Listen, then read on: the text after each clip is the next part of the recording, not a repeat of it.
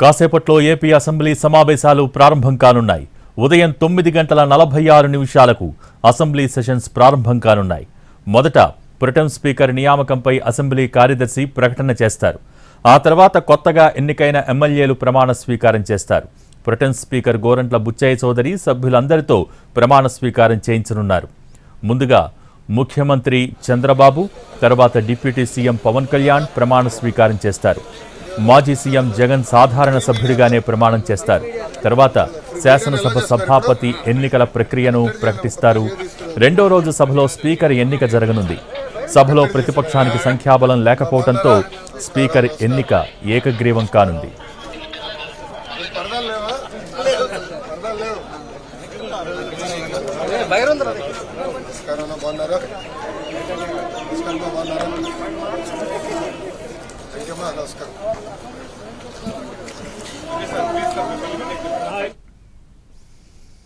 కాసేపట్లో AP assembly సమావేశాలు ప్రారంభం కానున్నాయి. ఉదయం 9:46 అసెంబ్లీ సెషన్స్ ప్రారంభం కానున్నాయి. మొదట ప్రొటెం స్పీకర్ నియామకంపై అసెంబ్లీ కార్యదర్శి ప్రకటన చేస్తారు. ఆ తర్వాత కొత్తగా ఎన్నికైన ఎమ్మెల్యేలు ప్రమాణ స్వీకారం చేస్తారు. మోర్ అప్డేట్స్ మా ప్రతినిధి పిఎంఆర్ చంద్రశేఖర్ లైవ్ ద్వారా అందించడానికి సిద్ధంగా ఉన్నారు. Chandrasekhar, over to you.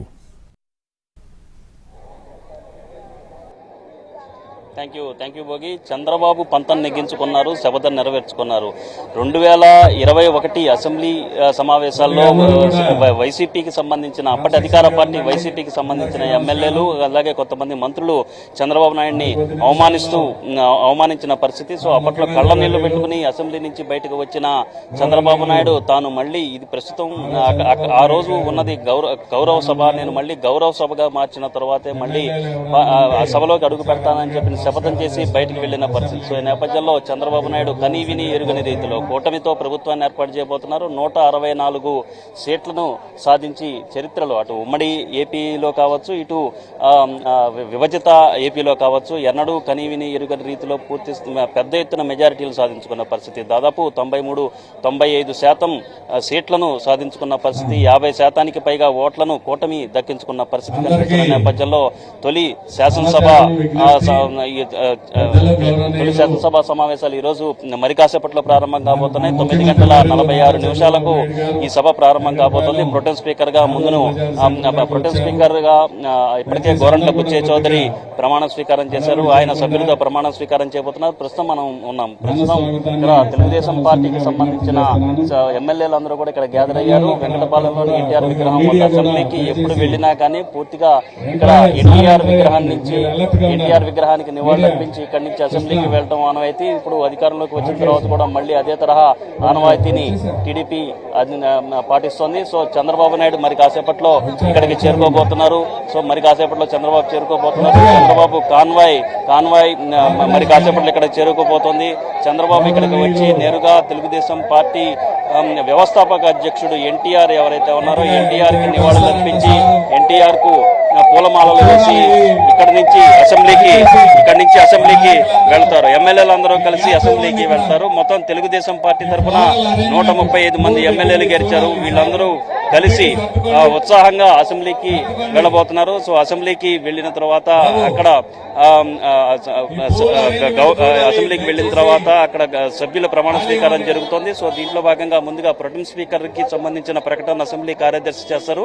Assembly కార్యదర్శి ప్రొటెం స్పీకర్ ప్రకటన చేసిన తర్వాత సభ్యులతో ప్రమాణ స్వీకార కార్యక్రమాన్ని ప్రొటెం స్పీకర్ గోరంట్ల బుచ్చయ్య చౌదరి చేపడతారు. ముందుగా ఏపీ సీఎం చంద్రబాబు నాయుడుతో ప్రమాణ స్వీకారం చేస్తారు. ఆ తర్వాత డిప్యూటీ సీఎం పవన్ కళ్యాణ్ ప్రమాణ స్వీకారం చేస్తారు. ఆ తర్వాత మంత్రులు ప్రమాణ స్వీకారం చేస్తారు. ఆ తర్వాత మహిళా ఎమ్మెల్యేలు ఆంగ్ల ఏదైతే ఆల్ఫాబెటికల్ ఆర్డర్ ప్రకారం మహిళా ఎమ్మెల్యేలు ప్రమాణ స్వీకారం చేస్తారు. ఆ తర్వాత పురుష ఎమ్మెల్యేలు కూడా ఆల్ఫాబెటికల్ ఆర్డర్ ప్రకారం ప్రమాణ స్వీకారం చేసే వ్యవహారం ఉంటుంది. జగన్ కు ప్రతిపక్ష హోదా లేదు కాబట్టి కేవలం 11 సీట్లకే వైసీపీ పరిమితమైంది. సో ఈ నేపథ్యంలో జగన్మోహన్ రెడ్డికి వైసీపీకి ప్రతిపక్ష హోదా దక్కలేదు. ప్రతిపక్ష నేతగా జగన్మోహన్ రెడ్డి ఉండలేని పరిస్థితి. సో ఈ నేపథ్యంలో ఆయన కూడా సాధారణ ఎమ్మెల్యేల తరహాలోనే ప్రమాణ స్వీకారం అంటే ఆల్ఫాబెటికల్ ఆర్డర్ ప్రకారమే ప్రమాణ స్వీకారం చేసే అవకాశం ఉన్నట్లుగా మనకు తెలుస్తుంది. సో ఈ నేపథ్యంలో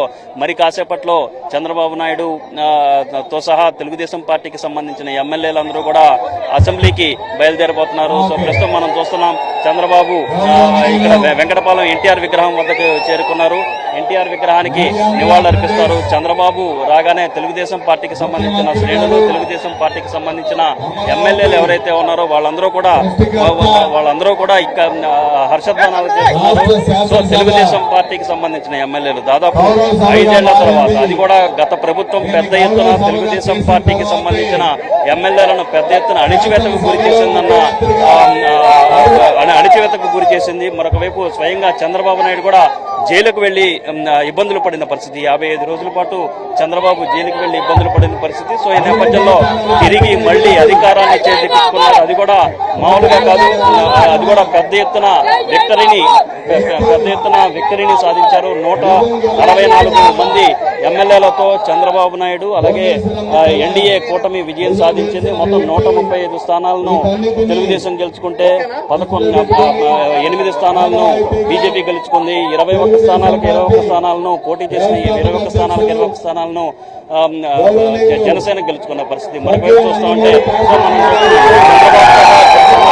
అచ్చెన్నాయుడు, బాలకృష్ణ, మంత్రులు అలాగే వీళ్ళందరూ కూడా ఎన్టీఆర్ విగ్రహం వద్ద ఉన్నారు. కొండపల్లి శ్రీనివాస్ అలాగే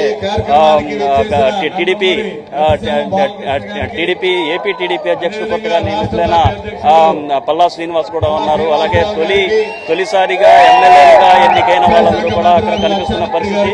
సో ప్రస్తుతం మనం విజువల్స్ లో చూస్తున్నాం చంద్రబాబు నాయుడు ఎన్టీఆర్ విగ్రహానికి నివాళులర్పించబోతున్నారు.